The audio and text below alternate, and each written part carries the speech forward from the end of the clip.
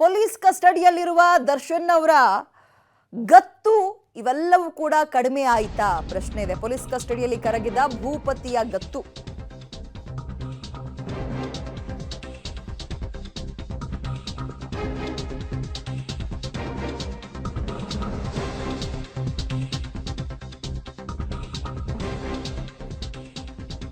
ಕಸ್ಟಡಿಯಲ್ಲಿರೋ ದರ್ಶನ್ ಪಶ್ಚಾತ್ತಾಪದ ಮಾತುಗಳನ್ನು ಆಡ್ತಾ ಇದ್ದಾರಂತೆ. 4ನೇ ರಾತ್ರಿ ಕಳೆದಿದ್ದಾರೆ, 5ನೇ ದಿನಕ್ಕೆ ಕಾಲಿಟ್ಟಿದ್ದಾರೆ. ಉಗುರ್ನಲ್ಲಿ ಹೋಗೋದಕ್ಕೆ ಕೊಡ್ಲಿ ತಗೋಬಿಟ್ಟೆ, ಮಹಜರು ಪ್ರಕ್ರಿಯೆ ಮುಗಿದ ಬಳಿಕ ಕೊಲೆ ಸಾರಥಿ ಈ ರೀತಿಯಾಗಿ ಸಾಫ್ಟ್ ನುಡಿಗಳನ್ನು ಆಡ್ತಾ ಇದ್ದಾರೆ. ಉಗ್ರಲ್ಲಿ ಹೋಗೋದಕ್ಕೆ ಅಥವಾ ಹೊಡೆದು ಬುದ್ಧಿ ಕಲಿಸ್ಬೋದಿತ್ತು ಅಥವಾ ಒಂದು ಬೈದ್ ಕಳಿಸ್ಬೋದಿತ್ತು, ಬಟ್ ಕೊಡ್ಲಿ ತಗೋಬಿಟ್ಟೆ, ಪಶ್ಚಾತ್ತಾಪದ ಮಾತುಗಳನ್ನು ಈ ರೀತಿಯಾಗಿ ಆಡ್ತಾ ಇದ್ದಾರಂತೆ ಈ ಗ್ಯಾಂಗ್ನ ಲೀಡರ್. ಪೊಲೀಸ್ ಕಸ್ಟಡಿಯಲ್ಲಿ ಇಲ್ಲಿ ತನಕ ಇದ್ದಂತಹ ಗತ್ತು ಇವೆಲ್ಲವೂ ಕೂಡ ಕಡಿಮೆ ಆಯ್ತಾ? ಈಗ ಪಶ್ಚಾತ್ತಾಪ ಅನ್ನಿಸ್ತಾ ಇದೆಯಾ? ಒಂದು ಜೀವ ಅಲ್ಲ, 2 ಜೀವ ಹೋಗಿದೆ ಈ ಪ್ರಕರಣದಲ್ಲಿ. ಒಂದು ಕೊಲೆ, ಮತ್ತೊಂದು ಕಡೆ ಮಗ ಜೈಲ್ ಸೇರ್ಬಿಟ್ನಲ್ಲ ಅಂತ ಅಪ್ಪ ಹೃದಯಾಘಾತದಿಂದ ಸಾವನ್ನಪ್ಪಿದ್ದಾರೆ. ಇದಾಗ್ತಾ ಇದ್ದಂತೆ ಇದಕ್ಕೆ ಸಂಬಂಧಪಟ್ಟಂತೆ ಹೆಚ್ಚಿನ ಡೀಟೇಲ್ಸ್ ನಮ್ಮ ಪ್ರತಿನಿಧಿ ನರಸಿಂಹಮೂರ್ತಿ ನೀಡ್ತಾರೆ. ನರಸಿಂಹಮೂರ್ತಿ, ಈ ಇನ್ಸೈಡ್ ಸ್ಟೋರಿಗಳೆಲ್ಲ ನಿಜನಾ? ತನಿಖೆ ವೇಳೆ ಇಷ್ಟೊಂದು ಸಾಫ್ಟ್ ಆಗಿದ್ದಾರೆ ದರ್ಶನ್, ಪಶ್ಚಾತ್ತಾಪದ ನುಡಿಗಳನ್ನ ಆಡ್ತಾ ಇದ್ದಾರೆ ಅನ್ನೋ ಮಾಹಿತಿ ಇದೆ. ವಿದ್ಯಾ, ಆರಂಭದಲ್ಲಿ ನನಗೂ ಈ ಪ್ರಕರಣಕ್ಕೂ ಸಂಬಂಧವೇ ಇಲ್ಲ ಅನ್ನೋ ನಿಟ್ಟಿನಲ್ಲಿ ನಟ ದರ್ಶನ್ ಉತ್ತರವನ್ನ ಕೊಟ್ಟಿದ್ರು.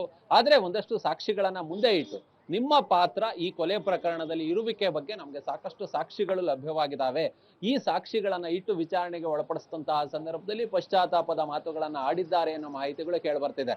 ನನಗೂ ಈ ಕೊಲೆಗೂ ಸಂಬಂಧವೇ ಇರಲಿಲ್ಲ, ನನಗೆ ಈತನನ್ನ ಅಂದ್ರೆ ರೇಣುಕಾ ಸ್ವಾಮಿಯನ್ನ ಕರೆಸಿದ್ದಾರೆ ಅನ್ನೋ ಮಾಹಿತಿಯೂ ಕೂಡ ನನಗಿರ್ಲಿಲ್ಲ.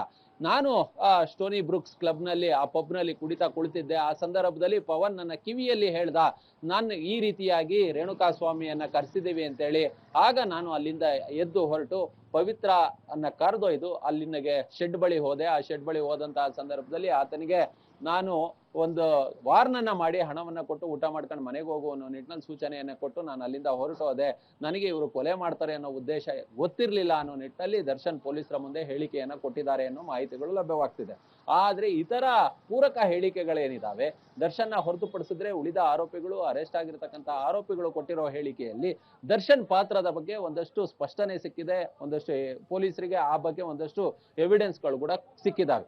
ದರ್ಶನ್ ಏನೇ ಹೇಳಿಕೆಯನ್ನ ಕೊಟ್ಟರು ಸಹ ಅವರ ಪಾತ್ರ ಏನಿದೆ ಅದು CCTVಯಲ್ಲಿ ರೆಕಾರ್ಡ್ ಆಗಿರೋದಿರ್ಬೋದು, ಅಲ್ಲಿ ಫಿಂಗರ್ ಪ್ರಿಂಟ್ಗಳ ರೆಕಾರ್ಡು, ಫುಟ್ ಪ್ರಿಂಟ್ ರೆಕಾರ್ಡ್ ಆಗಿರೋದಿರ್ಬೋದು, ಆ CDR ಶೆಡ್ ನಲ್ಲಿ CDR ಏನಿದೆ, ಇವರ ಟವರ್ ಡಂಪ್ ಲೊಕೇಶನ್, ಆ ಒಂದೇ ಲೊಕೇಶನ್ ನಲ್ಲಿ ಇವರ ಮೊಬೈಲ್ ನಂಬರ್ಗಳು ಕಾಣಿಸ್ಕೊಂಡಿದೆ. ಹೀಗಾಗಿ ಈ ಕೊಲೆ ಪ್ರಕರಣದಲ್ಲಿ ದರ್ಶನ್ ಪಾತ್ರ ಇದೆ ಅನ್ನೋ ನಿಟ್ಟಿನಲ್ಲಿ ಪೊಲೀಸ್ ಇಲಾಖೆ ಅಭಿಪ್ರಾಯವನ್ನ ವ್ಯಕ್ತಪಡಿಸ್ತಿದೆ.